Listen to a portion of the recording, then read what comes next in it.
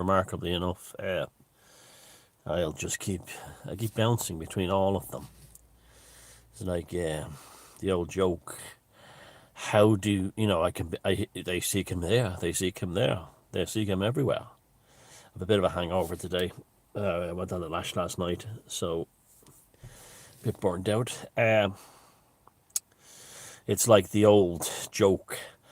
How do you know the front of a tree from the back of a tree? The back of the tree, you never see shit. You never see shit on the front of a tree. That's like one of those old Roy Rogers, the cowboy satirist jokes. You know, like, how do you know when you've become an intellectual? When you hear the William Tell overture and you don't think of the Lone Ranger. Anyway, I hope you're all keeping well. I'm not. Uh, a few Red Bulls and a sausage sandwich will sort me out. So, do you know how for years I've been saying that it's always fascinated me how the left, how the socialists, the hardcore socialists, Socialist Workers' Party, People Before Profit, Socialist Alliance, and all these communist, Bolshevik communist groups are all full of upper class, upper middle class, and even aristocratic toffs. And I could never get my head around it. BLM too as well. You know, people who are terribly concerned about climate change, you know, those types. And the first time I heard of BLM was when a bunch of them held up London City Airport, and there was like 5 of them, 6 of them, and they were all white, and they all had names like Penelope Figgles Bickles Bottomley, and you know, Tarquin, you know, Hamilton Knox, and they did profiles of them in one of the newspapers, and they were all like, you know, the usual tough job. She's an au pair, which means that, you know, she looks after other aristocrats' children, and because they only deem other aristocrats are worth looking for them, and it's not actually having a job. It's a way of like saying you have a job, but they don't actually have jobs, and things like that, or they're taking a gapia off from their gender studies degree to see the world, you know, like those types. It always fascinated me. And if you've been watching my channel for a while, you'll remember that I developed a theory that perhaps they have hereditary syphilis. You know, the ones who want the best fish, you know, because all they've done was transfer. See, they took over the traditional left and the radical left. I'm talking about like socialists and Bolsheviks now, right? From hardcore working class elements, you know, traditionally attached to things like trade unions, you know, like miners' unions, train drivers' unions, that kind of thing. In England, like Arthur Scargill, factory workers, and so on. And it's all, you know, we're the best fish now, you know, chortling types, you know. All from incredibly privileged backgrounds, and you can trust the Farians. Do you remember during the BLM iconoclast thing in Bristol in England? They threw a statue into a canal or a river, and one of them doing it was like, you know, Lord Fenchurch or something like that, and with his ginger dreadlocks, you know, going, oh, best fish, this kind of thing. And I always assumed, well, I didn't assume it, and I won't say that's a fact, but one of the theories, in fact, the only theory I think to account for this, apart from the fact that their families probably kept slaves, their ancestors, their family money was almost certainly a result of slavery, especially if they were in Britain, they were in part of the British Empire, and they would have, their money, the family's wealth would have been from exploiting the poor. And they just transferred this over into socialism, as another aspect of the class system. And that's true. That's absolutely true. The reason why all these posh toffs and trustafarians are on the left now is it's part of the class system. It's a way of attacking working class white communities, and call them gammons and stuff like that. And it's just when you call them gammons, it's another way. It's a new way of saying commoners, the working class commoners, and and one of the reasons I developed was I considered the possibility of it all being, because how could you be that dissociated? How could you talk with a voice like that and then be waving a hammer and sickle outside a government building claiming to speak on behalf of the working class, and if the working class don't obey you, you call them gammons, or speaking on behalf of black people or people of colour, and the black people or people of colour don't play the game, they'll get racist real quick. Look at so many of them are suddenly who call themselves anti-racist, anti-fascist. He started using the N-word to describe Clarence Thomas, the Supreme Court judge, when he struck the Roe v. Wade thing off, removed from the Constitution, and suddenly he went from being he get go know your place, go back to the plantation, go back to this. They whipped their slave, and they showed their true colours. George Takei called him a blackface in an interview. Absolutely disgraceful behaviour, and so we saw his, the guy who tells us all about how sad his life was being a prisoner of war as a kid, had no problem calling, if that's true, if he was old enough, I don't remember. He goes on about which was a disgraceful thing that happened in World War II. It goes on about, he showed that how his family really felt about people of colour. So that you see it, it comes out. But I still couldn't, even with that, fathom this dissociation of establishment upper class people claiming to be, anti-fascist, anti-racist, Bolshevik or socialist radicals, activists, when they've had nothing but a life of privilege. They've had everything handed to them on a plate. I never understood it. And you could say it could be guilt, that they know that their family's background was based on slavery or exploitation of workers in, mills and mines and things like foundries and things like that. True, that could be true. But they don't hold their hands up and say guilty. What they do is they attack the working class. You'll always know that. It's just anyone who calls himself anti-fascist or something against fascism. It's just someone from the establishment with a pathological hatred of the working class. That's all it is. That's all it is. So how could there be that dissociation there? And I started to think about it further, and I considered the possibility of hereditary syphilis. Now, we know that syphilis causes, neurological disorders, as well as eats the flesh off people's faces and hands and fingers and things like that. It's an awful disease. And maybe it was a legacy of, Grandpapa Quentin,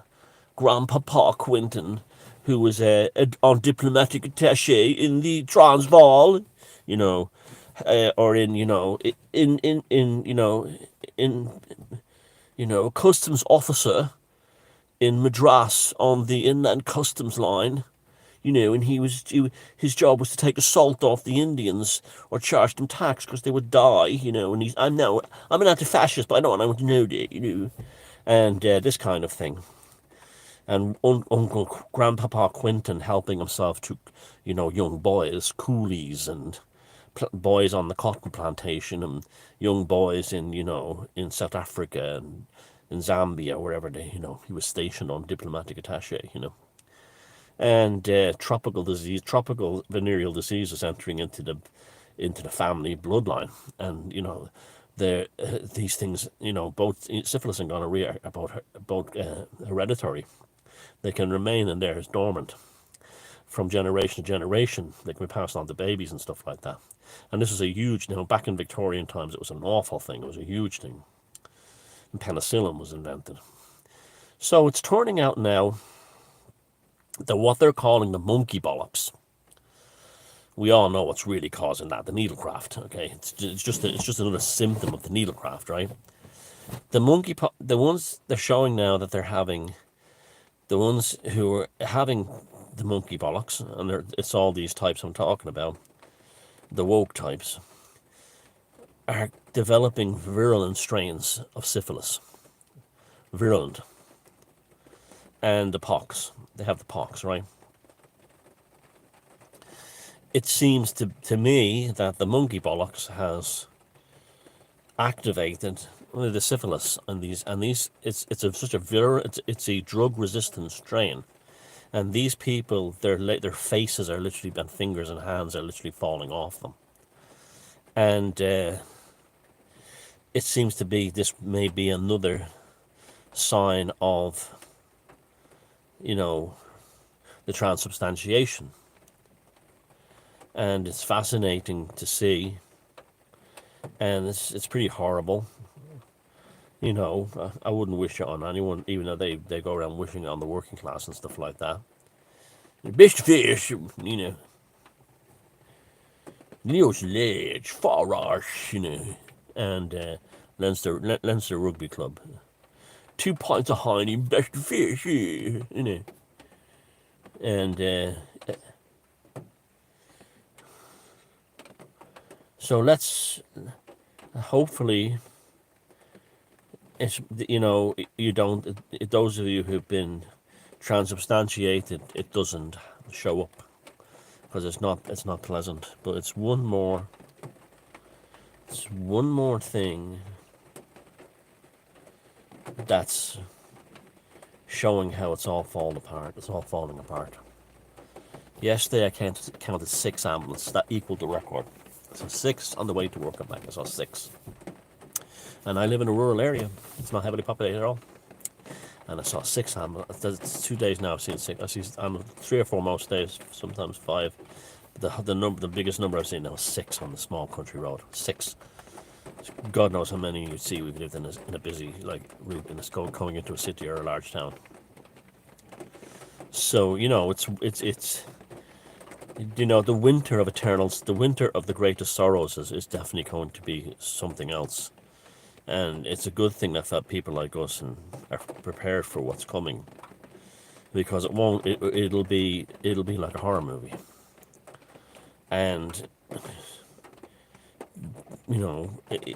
if you have been transubstantiated through no fault of your own, you were forced into it, out of either coerced into it, out of employment or family or love. Take care of yourself. Be monogamous. Be look after your health.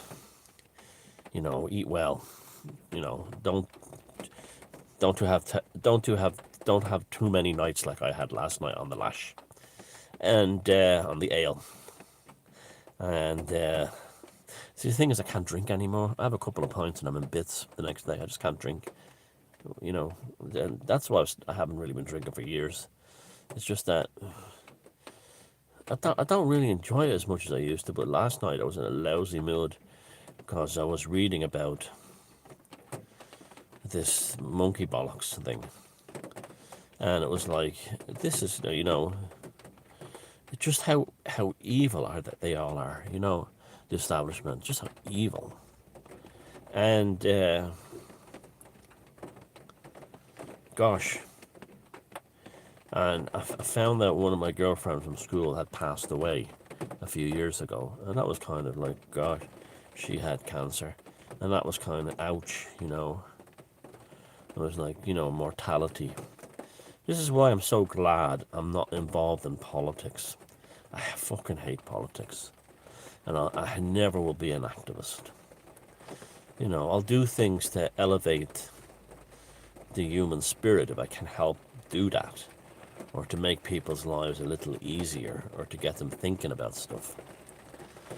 But it's not motivated by any political agenda. It's motivated for completely out of, I mean, I'm not lying when I say it's all about love. It really is, because I'm just trying to help people's lives get more interesting, get better, and open up their consciousness and stuff like that. And, you know, it's worked for me.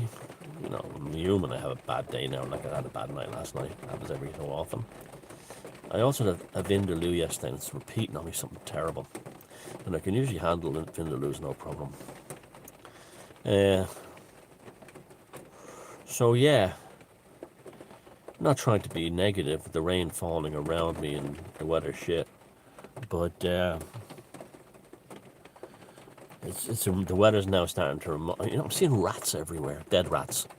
No, and live rats too. I've seen, like, rats are everywhere. I see dead rats at the side of the road. I'm torn between two things. Are they coming out for the winter feeding? You know, knowing the plague is upon us, or are they auguries to show that the plague is over? There is no plague, because but I'm seeing live ones and dead ones. It's quite concerning, and fucking huge rats.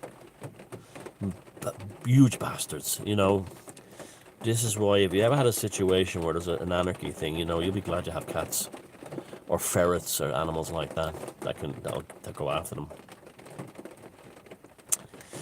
But yes, and there's another thing that's happening as well, is that with the water levels all over the world are dropping, and I don't necessarily believe it's because of drought. I mean, look at here, it's pissing rain again. We had some hot weather here, but we had basically plenty of rainfall. But even the local stream behind my place, it's like I can see the rocks of the waterfall that were always covered. And you saw that thing that Timothy mentioned on the Week in Strange about the stone in the Czech Republic. If you see this line, weep.